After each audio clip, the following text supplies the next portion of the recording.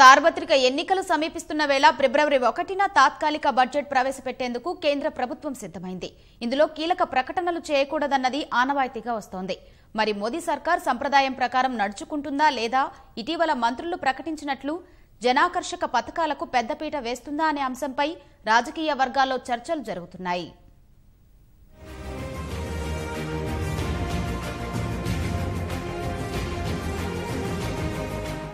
జనాకర్షక ప్రకటనలకా లేదా సంప్రదాయాలకా రానున్న బడ్జెట్లో కేంద్ర ప్రభుత్వం దేనికి ప్రాధాన్యమిస్తుందనే అంశంపై సర్వత్రా ఆసక్తి నెలకొంది.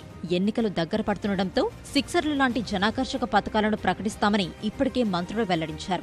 ఎన్నికల ముందు తాత్కాలిక బడ్జెట్ను మాత్రమే ప్రవేశపెట్టాల్సిందని, అందువల్ల ఇందులో కీలక విధానపర నిర్ణయాలను ప్రకటించడం సంప్రదాయం కాదన్న అభిప్రాయాలు వ్యక్తమవుతున్నాయి. ఈ నేపథ్యంలో తాత్కాలిక ఆర్థిక శాఖ మంత్రి పీయూష్ గోయల్ ఏ నిర్ణయం తీసుకుంటారనే దానిపై ఆసక్తి నెలకొంది.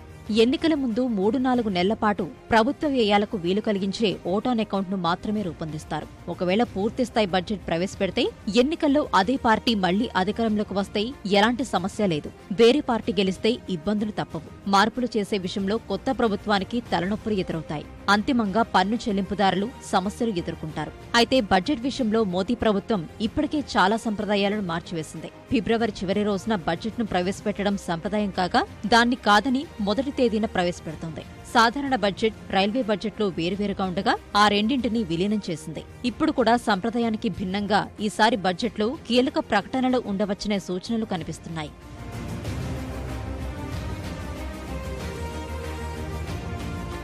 తాత్కాలిక ఆర్థిక శాఖ మంత్రి పీయూష్ గోయల్ ప్రవేశపెట్టనున్న బడ్జెట్లో ఎలాంటి జనాకర్షక ప్రకటనలు ఉంటాయనేది ఆసక్తికరంగా మారింది. ఇందులో రైతులకు మేలు చేసే నిర్ణయాలు ఉంటాయని ఇప్పటికే కేంద్ర ప్రభుత్వం సంకేతాలిచ్చింది. విపక్షాలు డిమాండ్ చేస్తున్నట్లు రైతు రుణమాఫీపై కేంద్రం సుముఖతతో లేదు. అది అందరి రైతులకు ప్రయోజనం కలిగించదని మోదీ సర్కార్ నమ్ముతోంది. ఈ నేపథ్యంలో రైతుల ప్రయోజనం కోసం రైతు బంధు లాంటి పథకాన్ని గాని, మధ్యప్రదేశ్లో అమలు చేస్తున్న భవంతర్ భుగటన్ యోజన లాంటిది గాని, రెండింటినీ సమ్మిళితం చేసేది గాని ప్రకటించే వీలుంది. మరోవైపు వేతనజీవులకు ఊరట కలిగించేలా ఆదాయపు పన్ను పరిమితిని 5 లక్షల రూపాయల వరకు పెంచవచ్చన్నది నిపుణుల విశ్లేషణ.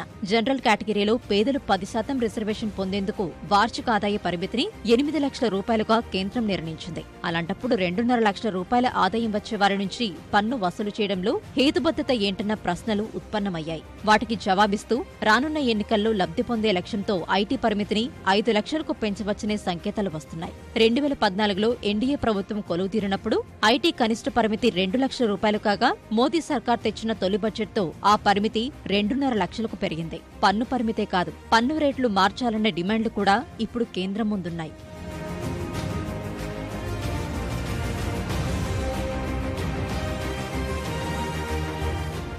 అయితే ఎన్నికల ముందు ప్రవేశపెట్టే బడ్జెట్లో కీలక విధానపరమైన నిర్ణయాలు ప్రభుత్వం తీసుకురాదని విపక్షాలంటున్నాయి. ఎన్నికలకు ముందు పూర్తిస్థాయి బడ్జెట్ను ప్రవేశపెట్టడం తగదని కేంద్ర ఆర్థిక శాఖ మాజీ మంత్రి, భాజపా తిరుగుబాటు నేత యశ్వంత్ సిన్హా అన్నారు. గతంలో ఓటాన్ అకౌంట్లో చిన్న చిన్న ప్రకటనలకు పరిమితమయ్యేవారని, ఎన్డీఏ సర్కార్ ఆ సంప్రదాయాలను పట్టించుకోవడం లేదని మరో మాజీ మంత్రి చిదంబరం విమర్శించారు. చిదంబరం ఆర్థిక మంత్రిగా ఉన్నప్పుడు తాత్కాలిక బడ్జెట్లో పన్నుల చట్టాలను సవరించరాదన్న సంప్రదాయాన్ని ఉల్లంఘించి 2014-15లో పరోక్ష పన్నుల్లో మార్పులను ప్రకటించారు. పూర్తిస్థాయి బడ్జెట్ను ప్రవేశపెట్టాలని ఎన్డీఏ సర్కార్ ప్రయత్నిస్తే పార్లమెంటు లోపల వెలుపల తీవ్రంగా వ్యతిరేకిస్తామని కాంగ్రెస్ హెచ్చరిస్తోంది. పూర్తి బడ్జెట్ను ప్రవేశపెట్టే హక్కు మోదీ ప్రభుత్వానికి లేదని ఆ పార్టీ అంటోంది.